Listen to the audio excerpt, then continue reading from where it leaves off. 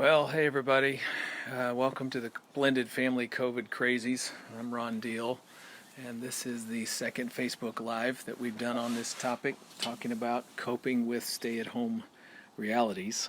In a previous live, I talked about how social distancing is really very common in blended family situations. We all retreat back to the safest people and places when we're under stress. The whole world is doing that right now.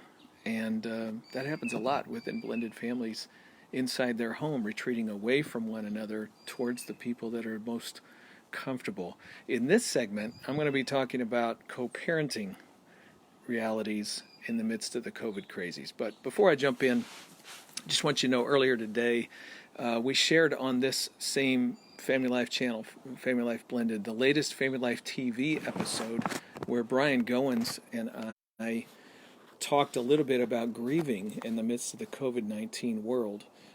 All of us are grieving. Yes, there are people for whom death has come to their door, not just because of COVID, but for other natural reasons and causes. It just happens to fall at a time when people can't go and be by their bedside or be with them at a funeral or a grave. But all of us are grieving, just the general loss of life and circumstances and loss of the structures of our world, and it's hard. There's a lot of things that are not going. Kids are grieving, school and friends, and all of that adds up to grieving loss right now. So we spent some time talking about how do we do that while we're social distancing. So check that out again. Also on this Facebook page, Family Life Blended, Family Life TV, earlier today. All right, let's talk a little about co-parenting. Well, your schedule has been trumped by the shelter-at-home mandate, and yet custody orders are still in effect. I hope you know that. Canada, Ontario has released a statement. Texas, I'm sure other states have as well, have released statements saying that, custody orders are still in effect. So it's like, okay, what do we do with that? They're still binding, and yet maybe we don't feel comfortable honoring those at this point in time. So what are you going to do? Well, first of all, you might be like, did you see the story about the woman and her ex-husband and his new wife and her ex-husband? So the three households merged into one household so they wouldn't have any between home activities during COVID. They're sheltering in place, three households living under one roof. Hey, if you can make that work, go for it. I'm not sure that's going to work for everybody. So let me talk to everybody else for a minute. Desperate times call from desperate measures. So I know some of you were part-time step families, and now you're full-time because you've got the kids and they're not going back to the other home. Some of you are in situations that are really difficult. You haven't seen the kids in a long time. I'm going to come back to that in a minute. But just in terms of your custody agreement, I think it's important that you acknowledge you shouldn't make any unilateral decisions right now. Like, don't you declare to the other household, this is the way we're going to handle visitation during the COVID situation. Because again, all the laws are still at play. The orders are still binding. And if you make a unilateral decision, you may wake up one day when COVID's all over and discover this is coming back to bite you. I hope that's not your particular context. Much rather see you talking, cooperating, and saying what's best for the kids. Where's health and safety in all of this for all of us? And we got to take everybody's needs into consideration. So be flexible and let's cooperate and let's figure something out. But even if you do make a temporary change, you agree to a temporary change with the other home, make sure you document that. Both sides should document,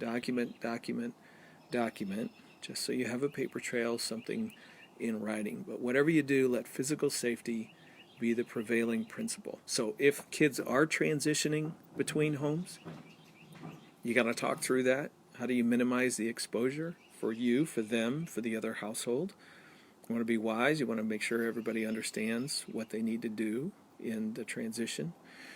If the other home is making decisions you're uncomfortable with, maybe they're making decisions about that exposes the kids to different people. You're not doing that. You're not letting anybody in your home, but they are doing those kinds of things. Whatever that is, that everybody has a different definition of what 6 feet away is. You know what I mean? And they get to make those decisions, but if you have some concerns, I think you can go ahead and try to voice those. but just recognize that they have dominion over their home. When kids are not with you, just like this, you're going to use technology. You're going to try to make the best of it. And really, I think your attitude is the biggest factor here. Like, if you find a way to be cooperative with what is happening and how it's happening, even though it may not be your ideal scenario, boy, that makes a difference. Try to be sensitive to that and show a good attitude, and I think sometimes that's catchy. Kids catch it. Sometimes the other home gets on board a little bit too. Here's a thought. For you biological parents who are not getting time with your kids, I got a friend, and it's been weeks since he's seen his children, been with them, or touched them, I should say.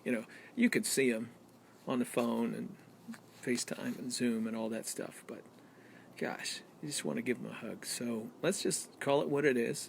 It's a loss, and you're sad, and you're not feeling great about it. It is what it is. Try not to let that become a bitter root and get the best of you. Use technology to your full advantage, and then make a plan for when you do finally get to be with them again, and enjoy them. By the way, if you miss a birthday or something significant between now and then, have a delayed celebration. Plan a time later when this is all over and the walls come down and we can go back to life again, where you get to have that celebration. It's okay if the time is come and gone. Go ahead and jump on with that and enjoy it. I've talked to some parents and interacted with some folks that problem solving is being delayed. Like, they had a discipline issue they were trying to deal with a child, and now the child's in the other home getting away with it. They're not happy about that. Well, again, you can try to talk to the other home about it. You can try to communicate and see if they'd be willing to join you in that. But, you may just have to wait. Hey, plan your strategy. When the kid comes back, you can you can follow through with whatever it is you need to follow through with. Let me leave you with this. In the midst of all the COVID crazies, would you pray for the other home? Pray for your former spouse. Pray for good health for all of them. Pray for wise decision making about physical safety and protection and management of the children while they're under their care or under your care. Pray for financial provision for the other home. Job loss, they don't need that stress. That ripples into all sorts of ways in a family's life and a child's life. Just pray for them. We all have a common enemy in COVID-19. Let this situation move you away from those old petty rivalries to unity of purpose. Okay, thanks for joining me today. Stay safe, and remember, extra self-control required during the blended family COVID crazies. Extra self-control required. Hey, if you didn't know, Blended and Blessed is just around the corner. It's our worldwide live stream, Saturday, April 25th, for less than $20, $19. You and your spouse and your household can live stream this event. New York Times bestselling author Gary Chapman's going to be with us, Laura Petherbridge, Bill Butterworth, and myself. We're going to be talking around themes of Gary and I's new book called Building Love Together in Blended Families. Saturday, April 25th. It's just around the corner. Learn all about it at blendedandblessed.com. Blendedandblessed.com. Take care and God bless.